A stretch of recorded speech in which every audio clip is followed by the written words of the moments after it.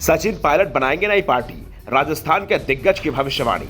राजस्थान में इस बार तीसरा मोर्चा भी लड़ेगा मजबूती से चुनाव। इस बार राजस्थान में जनता को मिलेगा तीसरा विकल्प। कांग्रेस के अंदर सीएम अशोक गहलोत और सचिन पायलट के बीच लड़ाई चल रही है। दोनों ही एक दूसरे को गद्दार तक कह चुके हैं। पायलट ने गहलोत का नाम लिए बिना उन्हें गद्दार कहा तो गहलोत ने खुलेआम पायलट को गद्दार बताया। वैसे आजकल दोनों के बीच बयानबाजी थमी नहीं है, लेकिन यह भी साफ हो चुका है कि लड़ाई का पहला दौर गहलोत ने अपने नाम कर लिया है। उनकी सत्ता चुनाव तक सुरक्षित है और चुनाव में क्या होगा यह तय मतदाता करेंगे, लेकिन उससे पहले कांग्रेस के अंदर बहुत कुछ तय होता दिख रहा है।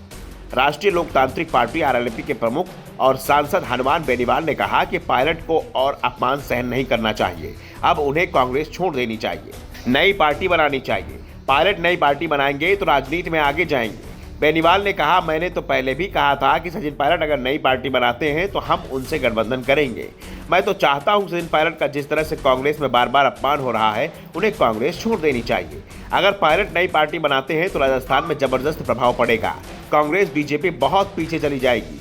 पायलट के पार्टी बनाने से कांग्रेस की फूट का फायदा मिलेगा, बीजेपी में भी फूट है उसका भी फायदा मिलेगा। बेनीवाल ने कहा कि सचिन के पिता तो बहुत बड़े नेता थे, उन्होंने मंत्री पद से लेकर कई बड़े पदों पर काम किया। पायलट खुद भी मंत्री डिप्टी सीएम रहे हैं, उनका पूरे राजस्थान में प्रभाव है। पायलट की रैलियों में जुटने वाली भीड़ उनकी लोकप्रियता को दिखाती है। कांग्रेस के पास राजस्थान में पायलट की बराबरी का कोई भी नेता नहीं है, उन्हें आगे बढ़ना चाहिए। बेनीवाल ने खुद को पायलट से छोटा बताते हुए कहा कि हमारा तो कोई बड़ा बैकग्राउंड ही नहीं था, हम तो कभी सत्ता में नहीं रहे। पिछले 40 साल का सफर हम तो विपक्ष में रहकर ही लड़ते रहे हैं और राजस्थान में आरएलपी की पहचान है। पायलट साथ आते हैं तो बड़ा मोर्चा बनेगा। बेनीवाल ने कांग्रेस और बीजेपी दोनों पर निशाना साधते हुए कहा कि दोनों ही दलों में फूट है।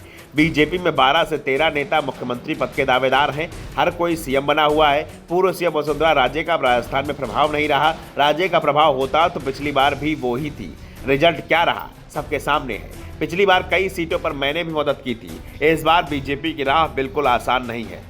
राजस्थान में बीजेपी और कांग्रेस को रोकने के लिए हम काम करेंगे। कांग्रेस और बीजेपी से कोई गठबंधन नहीं होगा, हम सभी 200 सीटों पर चुनाव लड़ेंगे। बेनीवाल ने कहा कि राजस्थान में तीसरा मोर्चा इस बार पहला मोर्चा बनेगा। आरएलपी ने मजबूती से लड़ाई लड़ी है। पिछले उपचुनाव में बीजेपी का हाल देख लीजिए। मौजूदा प्रदेशाध्यक्ष के इलाके में उपचुनाव में बीजेपी तीसरे और चौथे नंबर पर रही। नौजवानों की पहली पसंद हमारी पार्टी है। बेनीवाल ने पायलट को सीधे सीधे न्योता दे दिया है। संकेत यहां तक दे दिए हैं कि अगर वो अलग पार्टी बनाते हैं तो तीसरे मोर्चे की ओर से सीएम पद के दावेदार भी बन जाएंगे। तीसरा मोर्चा पहले से ही मजबूत है और पायलट के आने से यह और मजबूत हो जाएगा और आसानी से सत्ता में आ जाएगा। राजस्थान में 6-7 महीने में ही विधानसभा चुनाव का ऐलान हो जाएगा। ऐसे में बेनीवाल का दावा कि पायलट को कांग्रेस छोड़ देनी चाहिए कई सवाल खड़े कर रहा है। वैसे गहलोत समर्थक भी इसी तरह के संकेत दे रहे हैं। उनका दावा है कि पायलट एक बार कांग्रेस से दूर जा चुके हैं। पार्टी भले ही उन्होंने नहीं छोड़ी थी, लेकिन पार्टी छोड़ने के काफी करीब पहुंच गए थे।